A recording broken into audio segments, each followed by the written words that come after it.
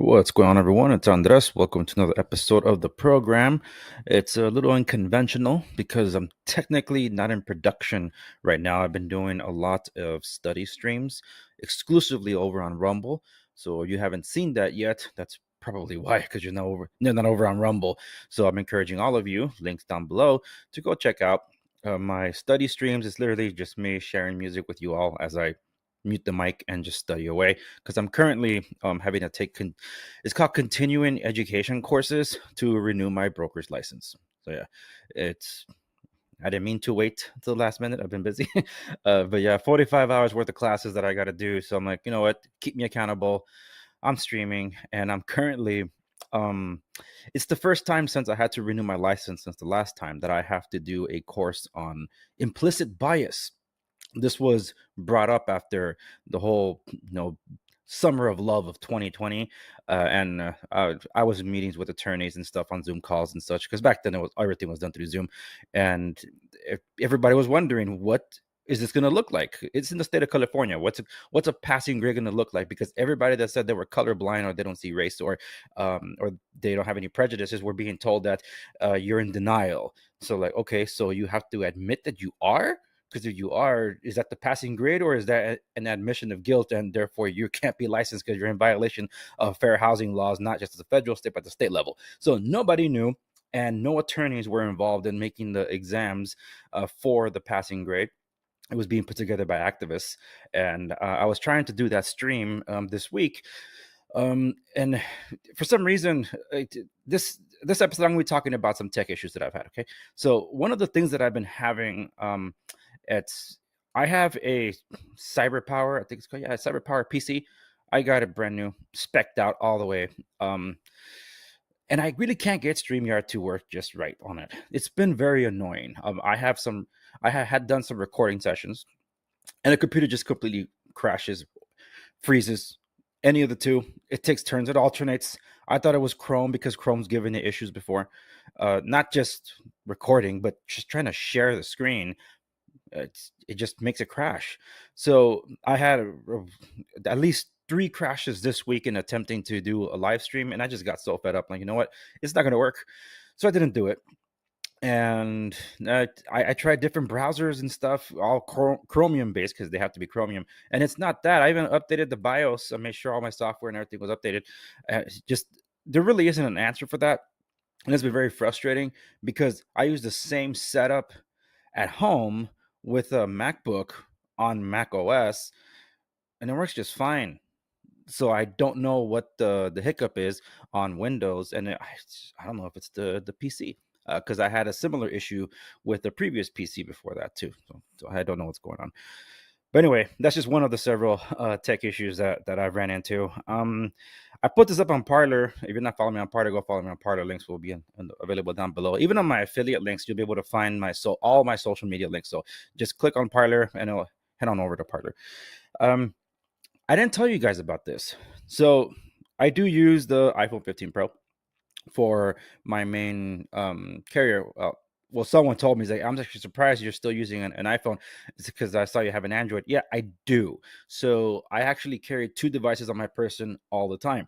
My primary communicator is an iPhone 15 Pro, and the Z Fold 6, I can't believe I said Z Fold. Z Fold 6 is my business everything, because it's always an Android. That's my business everything, but preferably Samsung. And it just I can't go back. All the business stuff is on that, and that's why I use it. Well, I haven't told you guys about an issue that I've had with the iPhone 15 Pro. I did mention it on a live stream, but this might be the worst quality iPhone I've ever had. And that's saying something, considering that this is actually a very well built device. At least on the surface, that's what it looks like and feels like.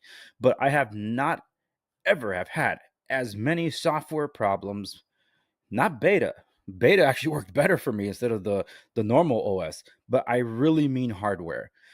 This is a replacement, and conveniently, right after Apple Care expired, the phone had problems. Condensation built up in the camera lenses, front and back. I noticed on the front first before I noticed the back. So I'm like, I don't know how that happened, because there hasn't been any extreme temperature change at the time here in California. and I didn't take it into the shower or the pool or anything like that. So like I don't understand how it could have gotten any water into the camera lenses, but it's particularly I saw it on the front, and I actually was covering it on my Instagram for my fans. I'm like, yeah, you know what? Something's going on, because at the camera here at the top, I saw like a little spot, and I just thought that it's just smudge that I gotta clean off. I'm like, no, it looks like there's water underneath the screen. It wasn't dropped or anything, so I couldn't find out why that happened. The next day, as I was trying to take a picture with the rear camera lenses, I was trying to figure out why it was looking so foggy. Then I turned the cameras around, and then I had condensation on all of these, which was odd. So I put it actually near a heater to see if I could, dry it off, and it cleared up the back cameras, but it fogged up the front camera. So when I kind of flipped it like a pancake, it will clear up the front camera, but it would fog up the back. So like I don't know what was causing it, and because of the phone and temperature changes throughout the day with how much I use it or not, the phone would then, it would clear up some of the lenses. So after a while, I'm like, if I can't fix this, I got to go to Apple and find out what the heck's going on here. So I did take it to Apple, and Apple's like, yeah, we've seen this problem before. We have to replace the phone. So you have to replace the phone? And then let me check if you have Apple Care. Oh, look at that. It's not there anymore. So it's an out-of-pocket repair. So you would trade in your old one, and we'll replace it for one just like this. And I'm like, dude, it's my primary communicator. And uh, after a little bit, I'm like, all right, I'll bite. Do you have the phone? Oh, we don't have the phone because they have the 16 Pros.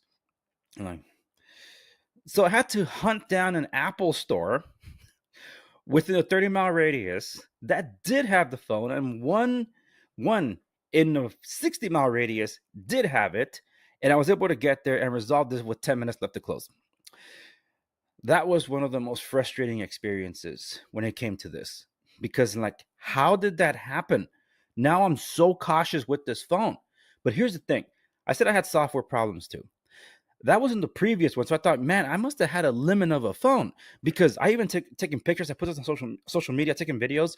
Why would the phone? It seemed like it would reset itself. Like I'm using it or not using it. Sometimes it's just laying there next to me, just on a stand or something. It's not charging. It's just standing on a stand.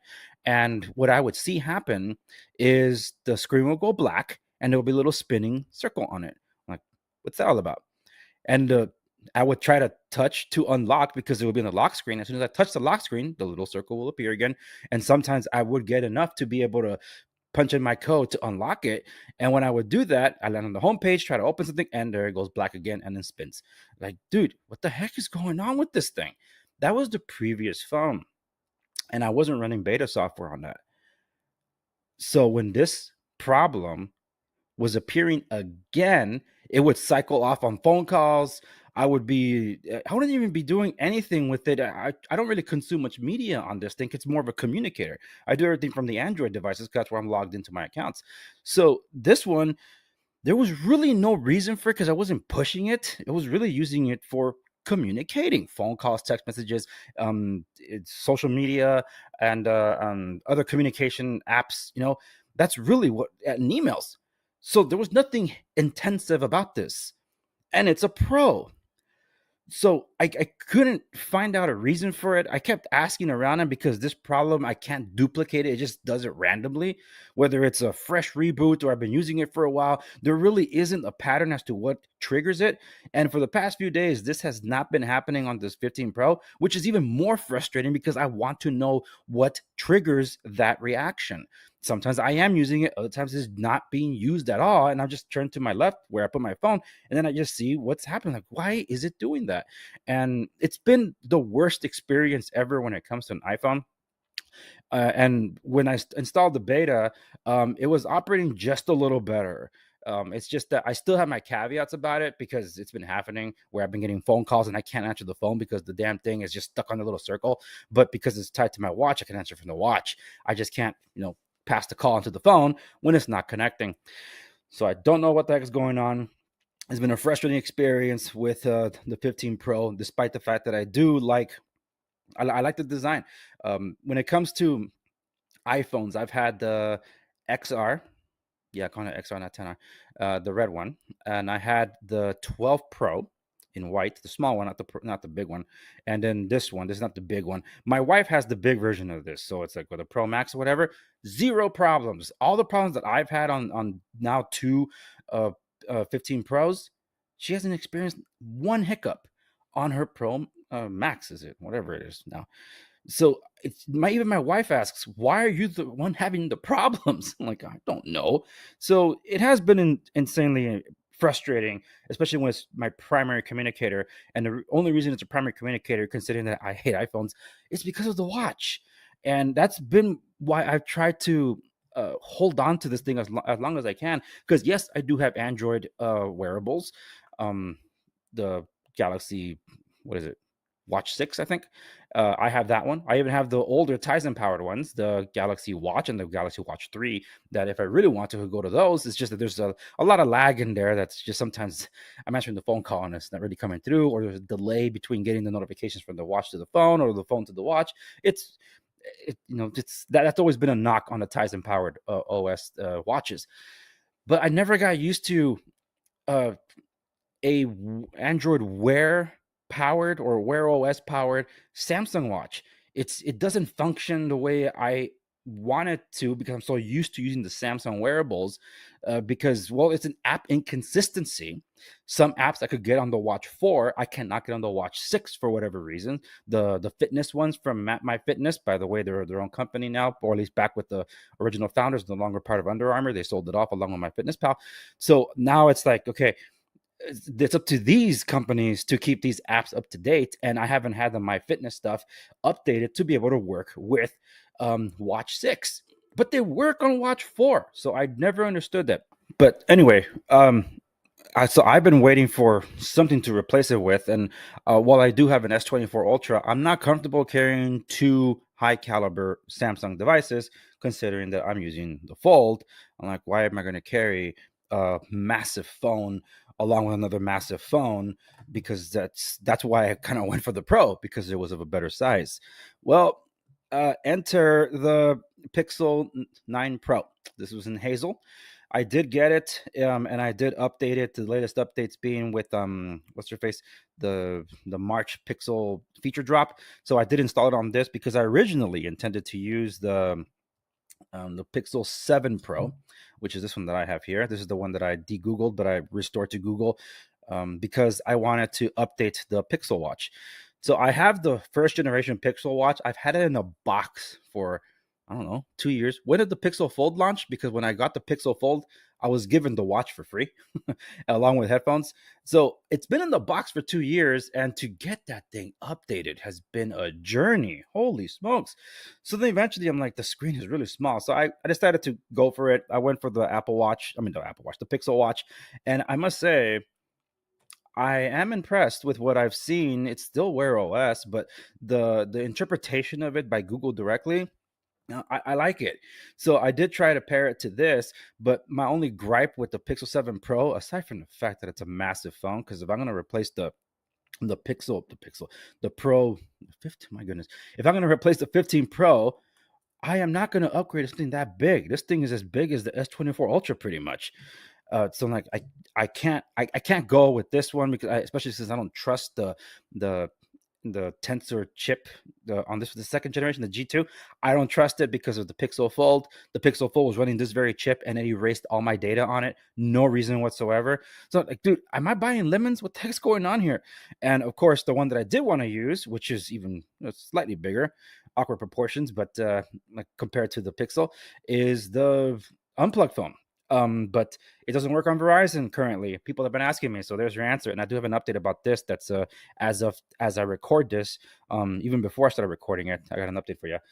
So, like, that's the one I really wanted to use. If I was gonna be, if it was gonna be that big of a phone, this is the one I wanted to pick up. But because I can't use it on Verizon, that's a big no-no for me, because I just can't use it. The photo quality's gotten a lot better, especially with this recent update that I'll tell you about in a moment. So, like, you know what? I went for it. So I got the Pixel 9 Pro, and I gotta say, it really is fitting the same footprint and aesthetics as the one I'm trying to replace, which is really funny because they're almost the same size. The Android device is a little bigger, but not in a bad way either. Because I actually prefer the proportions on this one because now with the screen being a little wider, I can type better. But it's still, I don't like having to carry two Android devices. I used to carry a BlackBerry, and after that, I was carrying an iPhone. So that's how it went for me. But I always had an Android with me. That never changed. But anyway, looks like I'm going to be giving this guy a shot. And I'm glad I went with the Hazel. I was going to get the porcelain because I did that with ever since the 7 Pro. I went with the white, and then with the Pixel Fold was the porcelain. And I like the cases. It's just that I don't have the fabric cases on me because I do, just to show you what the Pixel family lineup that I have. This was the last HTC built Pixel. This was the Pixel 2. This is when you could squeeze the sides and it'll trigger the assistant. You could do the same with this white one. This is the Pixel 4, not the XL. This is the 4, the actual one that worked, by the way. So this one I liked. What was this? Actually, no. Wait, which is the Panda? The Panda was the Pixel 2, I think. Yeah, this is the last HTC built one. Was it this one? Huh. I'm kind of forgetting that. Went off memory here, folks. Because the Panda version, if it wasn't Pixel 2, then it was the Pixel 4 XL. Because they had like a two-tone thing going with it. Well, whatever. It might have been the 2. But anyway, the point is, I had the 4. It wasn't that much bigger than the 2. In fact, it actually is smaller, and it's just really small. So I couldn't really use it. It has like this weird chin and the head. So I'm like, maybe not. So then eventually went big when you go Pro. So that would be this one. So when you're talking about a leap from this to that is huge. That's like going for the 2XL or the 4XL when the other ones came out. But just to say that I have been with Pixel for quite a while. I have the Pixel Buds. I've had the Pixel 1 watch that I didn't use, but the Pixel 3, the Pixel Watch 3 now. But I had the 2, the 4, the 7, the Fold, which I exchanged for the Z Fold 6, and now the 9 Pro. And I got to say, from the 2 to this, now that is a huge change. Really big difference in terms of quality. I'm very, very impressed. Very hefty and holding the hand. So the reviewers were right. So I'm interested to see how the experience would be like from here. So when it comes to cases for the 9 Pro, I've always liked the fabric cases. So I did have the fabric case for the Pixel 2. I don't have that one on me right now. I had the gray one, but when I don't have I have all of them, but I don't have them on me to show you when it comes to the Pixel 4. But after that, they didn't really do the fabric cases because they went with this shell case for the 7 Pro that's really slippery. There's like next to no grip or resistance on this. So that's what I didn't like. Like, dude, that thing's huge and that thing's slippery in its own right because man, had a glass. Then this, it just made it even slipperier when your hands got wet. Well, I like what they did for the 9 Pro because this silicone case has some textured resistance. It's not exactly the silicone case from Apple, and that's precisely what Google's doing here, literally imitating the most Apple experience as you can from an iPhone. But the way they're implementing it is still distinctly Google, what they've been doing. And I'm talking about going all the way back. Like when I had I remember getting this phone. It was like an emergency when I first got it. So when I got the Pixel 2, at the time, I did also get the Google Pixel Book, that $1,000 Chromebook. I still have it, by the way, and it looks immaculate. I just need to replace the battery. So that's the only thing. The battery's kind of crapped out and it won't hold the charge at all. But other than that, it's still a fantastic device. And I still have the case that I bought for it, a Bellroy case, a really nice looking gray case. I've always liked what Google was going for in terms of aesthetics. And I think they really nailed it with the Pixel 9 Pro. And with this case, I wanted the hazelnut case, but it's not available because I guess it's sold out. But I did sign up to be notified if and when it arrives. But I do like how this feels in the hand now with the case. And I'd have to buy the porcelain one because the case kind of makes up for it. But I did get a couple of other cases for it. Well, I'm planning to get a second case, a third case for it. But I did get this one from Rink because I do have one of these for, I've had it for several phones, but particularly the iPhone. This is Rink's version of, they used to have it as like a camo thing that's transparent. but they don't do that for the Pixel. So they do this black camel, so it does block a lot, but it actually kind of goes with the theme of Hazel. But this one has the MagSafe, which is what I've liked. I would like a transparent case for the Hazel Pixel, but unfortunately, not available. But what I am going to get for the Pixel 9, now that I'm intending on keeping it, is, if you've seen this, this is the Clicks keyboard. This is the one for the 15 Pro. And this is the Founders Edition, because I helped fund it from the very get-go for, Crackberry Kevin, Kevin Mikola, and Michael Fisher, Mr. Mobile himself, two of the guys that inspired me to fund this thing, to get it off the ground. And for those of you that are not aware, it was Michael Fisher that pushed me to get my show going. He told me, dude, if you got a microphone and a camera and the content, they will come. So just do your show. So he was the one that inspired me to do it. And I felt I was doing it right, because I wasn't always the first one, because I wasn't, until I got exclusives later on. But it was really what he did with Pocket Now. Jaime Rivera was at Pocket Now at the time, and so many others were there too before they went and moved on somewhere else. But Jaime Rivera, with the whole After the Buzz, continuing what Mr. Mobile started, what Michael Fisher started with, just following up on devices after time, that it made me feel better, because that's kind of what I was doing. What's the point of being one of the many voices reviewing a phone within 3 days and dropping a review within a week, as if you actually use the phone? What's the life of the phone like? Is you're going to be spending your money on it like yours truly? Because I'm not getting these review devices. I have to shell out the money for it. So yeah, I had to support them. And apparently from the first gen keyboards to what they have now are very, very different. And I don't know if they're still on pre-order, but I'm going to check, because I am going to get the one for the Pixel 9 and see what Pixel 9 Pro. I think Pixel 9, Pixel 9 Pro are the same footprint. So I'll see how that keyboard feels, because I heard it's distinctly different with more premium materials compared to the first gen. And I have the Founders Edition. So we'll see about that. But man, I have a ton of devices in front of me, because I was just toying around with a lot of these things. So let me just go through some of the older ones that I've been kind of messing with, because I keep them up to date. This is my favorite Android of all time, HTC One M8. This is running Android 12 with Lineage OS. That one's not officially official, because Lineage OS 18, I think, was the last one. But this is running 20, 21, one of those two. So I am keeping this stuff up to date as often as I can. The one that I can't unlock the bootloader, unfortunately, is my second favorite Android of all, another red one, the Samsung Galaxy Note 10. Absolutely beautiful device, 1080p display, 256 gigabytes onboard storage, exclusive color. Had to keep it. Absolutely gorgeous. And I got a accompanying red case for it, so I try to keep it there so it remains looking pristine. I did a boo-boo on my HTC One M8 for the stupidest reason possible. I knew it was going to slip, and I still put it on top of books as I was carrying stuff. And lo and behold, it slipped and landed on concrete. It just chipped the paint there on the corner, but it did a bigger number on the Windows HTC One M8 version, which is in gunmetal gray, and I do have that one still too. Okay, what else do I got here to show to you guys before I move on? Oh, yeah. Speaking of tech trouble, I got scammed on eBay.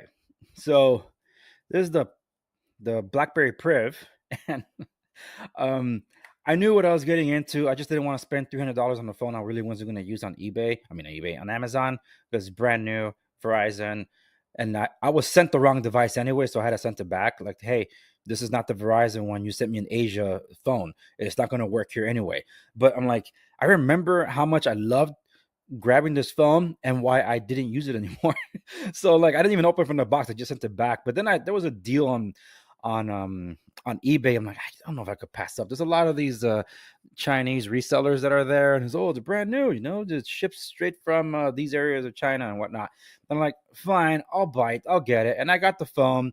I could tell they re-shrink wrapped the box. I'm like, okay, that's already a bad sign. So then when I opened the box and I pulled it out, I'm like, this is not a Verizon phone, despite the fact that I picked Verizon phone. This thing says AT&T. Well, if I recall correctly, the Verizon phone is the one that had the wireless charging in it. The T-Mobile and AT&T didn't. I could be wrong, misremembering, because it is an old device, but it does have wireless charging. I had a faulty USB Type-C. USB, micro USB, and this is supposed to be brand new. So I'm like, okay, first off, this is Verizon, this is AT&T, but it does have wireless charging. So I'm like, this really the STV 100 2? Because if that's the case, and it is the Verizon device, so why is it wearing an AT&T suit? So I turned on the device. I looked at the software. Sure enough, it's Verizon. So like, okay, I think I figured out what you guys did. You took off the housing of Verizon because it was probably damaged, and you put a well-conditioned AT&T housing on this thing and passed it off as another sale. So I was trying to return it. They were offering me a credit before trying to return it. So I'm like, no, I'll return it to you. And the UPS store told me immediately, like, you're in for a big surprise because this is how much it costs to send it back. I'm like, that costs more on the phone to send it back. So now I was negotiating back and forth with the guy like, look, I'll send this back, but you're paying me first to return it. I am not going to return this thing and then ask you to refund me. You're not going to do it. So this is the bill. And I screenshotted everything. Like, now you pay me and I'll send it back. And they can say, oh, go to DHL. It wasn't that much different. It was still more expensive than sending this damn thing back. So, I mean, the actual device was just, it was cheaper. So then we worked out something and I found the credit. This was a learning experience. It was really more for show than anything else. So then when I was using the device and I went over to DTech. I forgot that DTech existed on this thing. So I'm like, oh, I really got to check then. Because when you use a device and you turn it on, it looks like, oh, it's a BlackBerry device. But the thing is, when I tried side loading, like, how come I'm not able to side load APK installations? I couldn't side load F-Droid. I couldn't side load Aurora Droid. And I didn't want to log in with my Google account because of that very concern. It's like, what if this is some kind of jailbroken device, despite the fact that, it shows that it looks legit? And this is up to date. I installed an autoloader on this twice, just in case. So I was able to do that with a lot of great pain, by the way, because I said it was a faulty micro USB at the bottom. But it looks and feels like the BlackBerry Priv should. I mean, everything's there. It's solid. It feels. They did a good job restoring it, because I know for a fact that this was a repaired BlackBerry that they were passing off as new, and I knew it wasn't new, but I didn't know it was going to be this bad. So when I found DTech, I'm like, fine, I'll run DTech and see what it says. And I'll run it here with you guys. DTech by BlackBerry. So it's opening up right there. And it's doing a retrieving security status, apps and permissions. It says you haven't added a Google account to your device, so there's no factory reset permissions. Operating system. Your device is running a version of Android that is not designed for your BlackBerry device. Well, it was an autoloader, so I forced installed it on this one. And this one is even more interesting. Operating system integrity. The integrity of your operating system is compromised. Remote management. That's again with the Google account. Screen lock. You didn't add one. Data encryption. Data on your device is encrypted, but you have to set a screen lock that uses swipe gesture. This is the part that got more interesting. Whoops. Let me go back to this thing. Device hardware. You are not using a BlackBerry device. DTech couldn't verify the authenticity of this hardware with the BlackBerry infrastructure. A BlackBerry device is designed with security as one of its key features. To switch to a BlackBerry device, contact your service provider or administrator or go to shopblackberry.com. That's because it's a Verizon device in an AT&T housing. And like, hell no, I'm not signing in with anything on this one. But I can still browse around and do some other stuff with it. But it's just to show you that, well, no, scams do happen, but I did miss this phone, and it still feels like a solid device, and it's just really for museum purposes at this point, because it was that device compared with the BlackBerry Passport that is one of my biggest videos on my channel, about 250,000. So you guys can still go check that out. 2 videos actually alone almost netted me 500,000 views. That was very early on in my show, but the first one was the comparison between the hub on the BlackBerry Priv and the Passport. So those two right there. Anywho, let's see. One last thing. By the way, I still have this guy here, which is why I'm so cautious with my foldable devices. And I gotta say, I am working on the long-term review with the Fold 6, because this guy, I was so worried about foldables. The Pixel Fold, I was so concerned with that thing. I babied this thing, and I still had to replace it under warranty twice at the time. It was just so insane. So I'm like, these things are so fragile. And then Samsung and any other foldables, this has had so many faults. I am so impressed at the durability of this build. They can only improve on this. This is one of the toughest phones I've ever had. And I don't mean foldables. I mean phones in general. I am shocked at how many hits this thing has taken without a case, and how it still looks good despite the fact that there's some nicks and dings on the outside casing. So that aluminum armor, I'm very impressed. So kudos to you, Samsung. Kudos to you. So I guess this is how I'll finish it off before I get going on my study stream. You can join me. That one's over on Rumble only. So you can go check that out. This guy, I check daily, every day, because this is running beta software. So new update that arrived to this thing. I always take a screenshot when these things happen. So let me pull up my latest screenshot so I could tell you what is in this build. So the latest update to this is firmware version 2.022.00 beta March 12, 2025. Okay. And right here it says these are the changes. So enhancements: added support for bootloader unlocking, improved camera photo quality. System: the firmware manager is now accessible from the settings menu. I'll explain that one in a bit. An updated eSIM toolkit. Good. Security updates. So now they pushed the patch for February 2025. Nice. And bug fixes. They fixed an issue where the tap to wake was disabled after a reboot. I talked about that. Fixed an always on display issue that caused touchscreen problems after unlocking. I talked about that. Fixed a rare issue where the fingerprint scanner was not detected. I didn't talk about that. So I don't. Someone must have experienced that. I didn't, but they addressed a couple of things that I did have issues with. And I'm so glad now you can go to the settings. And before, when you would hit system, it wouldn't actually open. So you go to system on the phone and you would hit system updates. It wouldn't do anything with it. But now when you touch it, it opened the firmware update app from there, basically. So I like that. It feels more cohesive. I said it before in my walkthrough of the beta for the Unplugged phone too. This now feels like a complete device. Right on time for the first anniversary since the release of this thing. And now with the eSIM kit updated, I wonder if that might make a change for Verizon or anything else of that matter. So I'll report back on that if there's any changes. Other than that, let me check out the eSIM toolkit.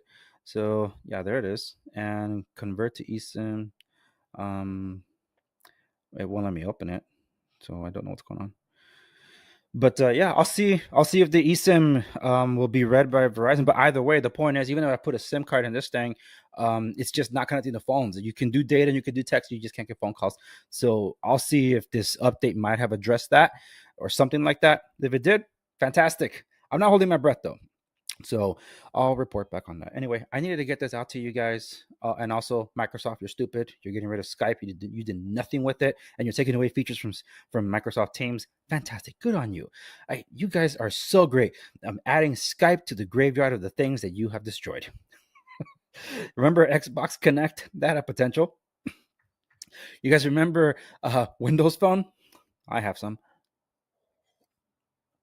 Look at these colors. It's going to get the update. Actually, it's not going to get the update, but you can buy the new phones that do have the update. It's like, no, you said you're going to push out Windows 8.1 to these devices. Now you're saying that they're obsolete. Buy the new one. They kept doing that and doing that. People got tired of it. Developers weren't supporting it. Oh, and Metro UI was so beautiful. I would have loved that. And so what happens with Windows 8? Right, you got Metro UI, very uniform experience with the phone and that, and then Windows 10. We're going to scale all that back. Like, why? We liked it. Why are you going to take away something that was nice and pretty and very different? No, we don't like it. Let's get rid of it. Let's get rid of tiles altogether. It's like, oh my goodness, these storks. What else did they ruin? We're burying Skype now in May. We had to bury Windows Phone, not to mention Xbox Connect. Is Xbox next? Some people say so. I don't know. I'm not a gamer. You guys probably know this better than I do. No, there was something else though. Something else that stupid Microsoft doesn't know what to deal with. Uh, they were in the running to buy TikTok though. I'll tell you that much. Like, oh, then bye TikTok. They're gonna run that into the ground. Now, these guys don't know what they're doing and how they're doing it. Oh yeah, they bought Nokia and they had to offset. They had to offload that. Okay, and Nokia's still alive in some way or somehow, but just Microsoft just couldn't do it with hardware. Oh, Surface is completely different now too. So yeah, rest in peace, Surface. We never got that Nero tablet. Why do you guys do this? Why do you guys do this? Anyway, that's enough rambling for tech.